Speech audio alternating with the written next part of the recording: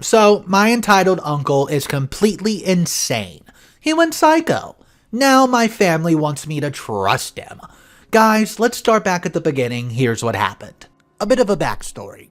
I'm a 21-year-old female and I moved back to my hometown with my mother and sisters after my parents separated. At the time, I was 16 and completely emotionally exhausted, but luckily had our grandparents' support. My uncle, we'll call him EU, lived there as well with my other uncle, Sweet Uncle SU. For the first few months, we'd seen EU get very aggressive with Grandma and Grandpa, making everyone in the house uncomfortable. EU would regularly insult them when he did not have his way, and generally give them a hard time. This even drove GM to never leave her room, and GP would seek quiet in the bathroom for most of the day. SU was mostly deaf, and very overweight, and EU constantly, loudly insulted his weight when having spats. But when EU yelled at him, I guarantee it could be heard from across the neighborhood. Needless to say, the entire experience was rather uncomfortable. Now that the character building's down, onto the topic of interest. After my 17th birthday, I managed to get done with my junior year in high school without flopping. I figured I could enjoy my summer, but hell, I was wrong. EU made sure his problems were everybody's problem. Sister 1 was treating like she was an angel, just because she did what she said, when in reality she just did what he wanted to stop the yelling. This leads to Sister 1 having a mental break and ending up in a psychological facility at only 15 years old. Sister 2 was more defiant than Sister 1, and for that, EU raised hell about her. He would regularly complain to M that Sister 2 was disrespectful, and that she should listen to him after he does all this for us. Well, M does not take crap for anyone, so she politely told him to duck himself.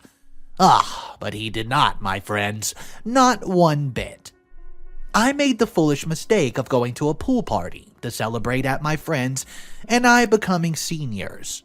But when I was getting ready to go home, I got a phone call. Apparently, EU choked him out. Mind you, this is his sister, and left finger bruises all along her throat after she punched the crap out of him to get off. I rushed home to find a very angry M, and EU nowhere to be found. After that, I became very protective of my mother, and in turn, EU became more combative. Time skip about a month. I was doing something like making breakfast when EU rushes up to me asking if I touched him. EU being a high and mighty Mormon now, I thought he meant spiritually, so I said, "What?" He reiterated, "Did you touch me in my sleep?" "What are you talking about? Of course not." A bit of pause came soon after, and he continued with this gem. "Well, I don't believe you." Keep in mind, I'm a now 17-year-old girl, while this man is not only 36 but my uncle. He claimed not to have a video, but an audio recording of me molesting him while he slept. I could not believe my ears, but this man, he was serious. EU approached GM and GP with accusations, demanding I be kicked out. My grandparents know full and well that I'd go to war for them and the family, so they also told him politely to go duck himself. The gears in EU's heads were turning now, and he left the house yelling at Grandpa, saying he does not want to live there if a freaking sexual abuser was allowed in the house. Now I'm sitting here completely devastated. EU had always put on the most glamorous front when I was a kid that I never expected something like this. Not even 30 hours pass and EU returns to the house with police and private investigators. Sister 1 had returned home from her week evaluation stay and vouched to remain with the friend for a couple more days. I, however, happened to be there to face the investigators with confidence. He finished playing the audio and demands I'm arrested as the police look at each other. completely gobsmacked. Basically, they threw him in a 72-hour psych hold. Unfortunately, sometime later, I too succumbed to stress and ended up in a 1-week psychological facility. Not entertaining. For the most part, when I returned, I only wanted nothing more than to graduate high school and get away. But my mother was able to find a decent enough house to rent that was practically hugging my grandparents' backyard. So even though we live apart, my family can still help my grandparents when needed. Alright, flash forward to last December. SU ended up passing away due to his heart failing because of his weight. And grandparents can never be more heartbroken. EU claims to regret everything he said to SU, and knowing he ever said any of those things to that gentle giant makes him mad. Of course, to quote, atone for his mistakes, EU decides to host SU's memorial at his church about a month ago. It was quaint enough, and family and I had not seen in a decade were there to pay their respects. EU makes a speech when the programs were complete, and oh my gosh. If he milked it any harder, he might have blown. I'm visibly mad and, quote, he was my brother, I loved him. Bull crap, and had to escape this for a while. You know, I'm an angry crier. When I get back, I go to my podium and spill my heart out. When I got down, EU had the audacity to hug me. Behind him, my aunts and uncles were staring as I gave a contorted face that read, "Somebody get this mother ducker." And after everything, EU claimed that he loved me, and I stormed out of the church. Did not say a word to him from the start of the service to the end. Now, it's about a month after that instance, and I hear from Grandpa that EU was upset at me and my sisters.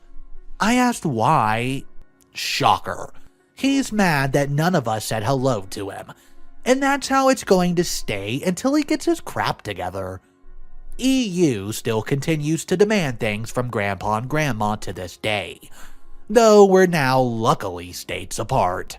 Alright, so here's a little back and forth in the comment section between a commenter and original poster. Commenter says, "Blocking is the best option, really, and that's messed up. Please tell me they've removed or you're working on removing him from the plan." OP replies and says, "I stayed briefly for the phone conversation with the provider representative. EU was being really nasty and taking over her, scratch that, shouting over her and making a jerk of himself. I had to leave to go back to my dog, but I never really got the full details of how it ended. My grandfather was furious though and mentally exhausted." Comment says, understandably so. Alright guys, so that's a lot to unpack. Let me know your thoughts on this story. Drop them down below. Our next story is about a wedding. Everyone seems to be complaining because they realize the food menu is vegan. Well, maybe that's because OP is vegan. I've been vegan for about a decade. I'm in my early 20s. And in December, I'm getting married to my boyfriend of 6 years who isn't vegan or vegetarian. We both have quite large families and a lot of friends, so the wedding's going to be a big affair. I want to mention that my fiancé's completely fine with a vegan wedding, as he only eats vegan food in the house anyways and understands the sentiment. As I've been vegan for so long, I don't feel comfortable paying for hundreds of people to eat meat and dairy on account of coming to my wedding. I just don't feel comfortable putting my money towards hundreds of non-vegan meals, and then food for the party. Additionally, I and a few of my friends are doing all the catering at home, which is obviously a huge task, and would be very expensive to hire for. We did consider the possibility of hiring a caterer, but their vegan options were quite boring, and I'm not really a 3 different types of fancy salad person. We intend to cater the wedding with a lot of meat and dairy substitutes, like soy meats, aquafaba cakes, etc. So it's not as the wedding's going to be just salad and fruit. I truly believe if we did not mention all the food was vegan, most people would not be able to tell from the menu alone. Of course, some people hear the word vegan and take it as a personal attack. My fiance's grandparents don't understand what being a vegan means, so they're worried, despite lots of reassurance that they won't just be eating carrots all day. Some of the uncles and male cousins, older women, etc., are fuming, saying they're going to sneak in meat. Some people inquired to ask whether they could bring their own dishes, which I found a little rude, but it doesn't matter, as the venue does not allow outside food, unless someone has a severe allergy. I have no intention of changing my menu, as I'll be cooking a lot of the food myself in my home, and I don't want to put all the money towards something that really isn't a big deal, just for one meal and an evening worth of snacks. But I do need to know whether I'm being an a-hole or not, because some people and guests just need to be a little less offended. Honestly, I would be prepared for a lot of no-shows, cancellations, trash talking, but who cares? This is OP's wedding. If OP wants a vegetation-only wedding, then that's up to OP.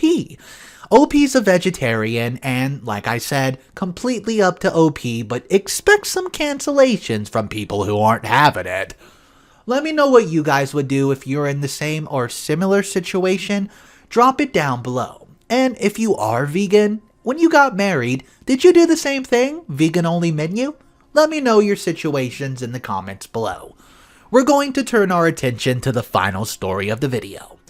Would I be the a-hole if I refused to attend my cousin's wedding after she asked me to dye my ginger hair?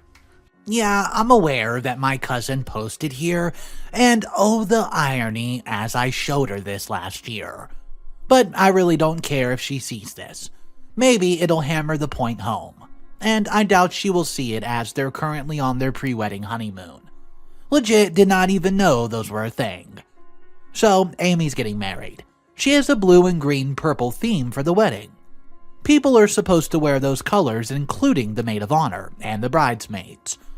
What irked me about that post was that my hair is not flaming Merida red. Maybe slightly more ginger and low light. This whole thing's completely insane to me, and I have no idea where it's come from. Okay, my hair's what described as strawberry blonde. Maybe ginger blonde. Those are actual pictures of my hair, not some poor stranger's Instagram. Things have been awkward from the start, with Amy demanding that everyone has to stick to the dress code, or they'll be barred by security at the damn door. She's also asked anyone with hair past their waist to cut it off in a Facebook post, but it got no replies, and I can't think of anyone except me and maybe my sister with super long hair. My mom and dad are both way more ginger than me, and my sister, who's 8 months pregnant, her hair is not much shorter than mine and is super ginger. And Amy never asked her to touch her hair. If anything, I got the dull hair gene. At first, Amy called up to tell me that she had made a post here. I took a look and had to laugh, to be honest.